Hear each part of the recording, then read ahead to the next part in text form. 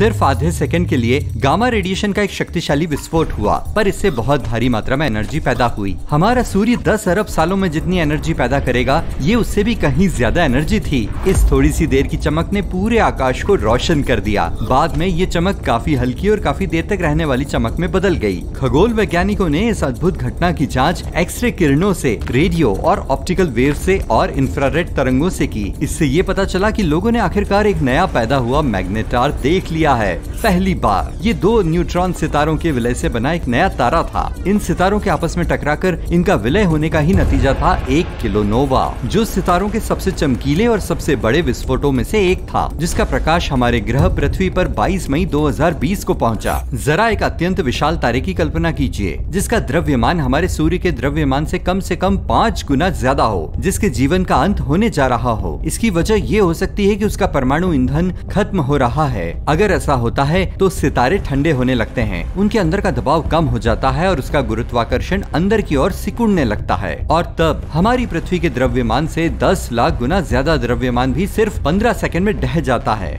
ये सब इतनी तेजी से होता है कि उसमें एक बहुत विशाल शॉक वेव बन जाती है, जो तारे के बाहरी हिस्से को विस्फोट से उड़ा देती है। इस विस्फोट से इतना ज्यादा प्रकाश निकलता है कि उससे आंखें तक अंधी हो जाएं। इस शक्तिशाली विस्फोट को सुपरनोवा कहा जाता है। इसके बाद वहाँ बस उसका एक बहुत घना सबसे भीतरी भाग ही शेष बचता है, जो गर्म हवा के एक बहुत बड़े बादल के रूप में होता है, जिसे नेब्यूला कहा जाता है। ये उसके चारों तरफ बाहर की ओर फैलता चला जाता है। अगर वह तारा काफी बड़े आकार का हो, जैसे सूर्य के आकार से 10 गुना ज्यादा बड़े आकार का हो, तो संभावना ये होती है कि वह एक ब्लैक होल बन जाए। अगर वो इतना बड़ा ना हो तो वह एक न्यूट्रॉन स्टार में बदल जाता है। ये मूल रूप से एक बहुत ही विशाल न्यूक्लियस होता है, यानी एक परमाणु का सबसे भीतरी मध्य भाग। अधिकतर ये तारे न्यूट्रॉन से बने हुए होते हैं और इनका विस्तार बमुश्किल ही 20 मील से ज्यादा होता है। तुलना के लिए हमारे सूर्य का विस्तार लगभग 8,65,000 मील चौड़ा है, यानी अगर 109 पृथ्वियों को एक साथ एक लाइन में रखा जाए तब जाकर ये लंबाई सूर्य के विस्तार के बराबर होगी। पर इस तुलनात्मक छोटे आकार से धोखा मत खाइए।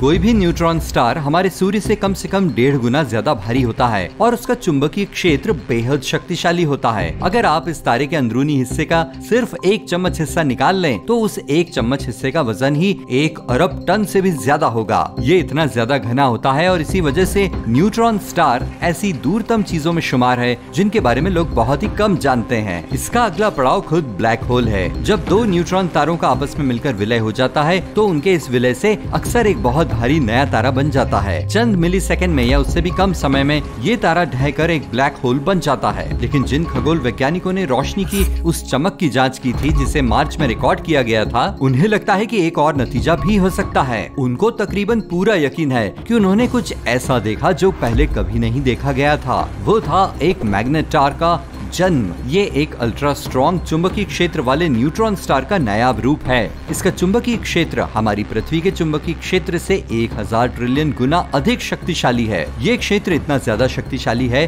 कि ये इस तारे की सतह को 18 मिलियन डिग्री फ़ारेनहाइट के तापमान तक गर्म कर देता है। सरल शब्दों में कहें तो मैग्नेटार्स इस ब्रह्मांड की सबसे शक्तिशाली चुंबकें हैं। उनके चुंबकीय क्षेत्र उनके आस पड़ोस के इलाकों के लिए गंभीर रूप से गड़बड़ पैदा कर सकते हैं। परमाणु बदकिस्मती से ऐसे तारे के करीब पहुंचकर पेंसिल से खींची पतली रेखाओं की तरह खींचकर लंबे हो जाते हैं। अगर आप गलती से भी किसी मैग्नेटार के कुछ 100 मीलों दूर तक भी पहुंच गए तो आपका बहुत बुरा अंत होगा। इसका चुंबकीय क्षेत्र सबसे पहले आपकी बायो इलेक्ट्रिसिटी को नाकाम कर देगा, यानी आपकी नब्ज चलनी बंद हो जाएगी। यहाँ तक कि आपके मॉलिक्यूल भी इस तारे के चुंबकीय क्षेत्र के प्रभाव में आकर बदल जाएंगे। अंत में आप काफी हद तक गायब हो जाएंगे। अगर एक मैग्नेटार हमारी पृथ्वी से 1 लाख मील दूर तक के क्षेत्र के अंदर भी उड़कर आ गया तो ये दुनिया के हर एक क्रेडिट कार्ड की मैग्नेटिक स्ट्रिप का सारा डेटा मिटा देगा।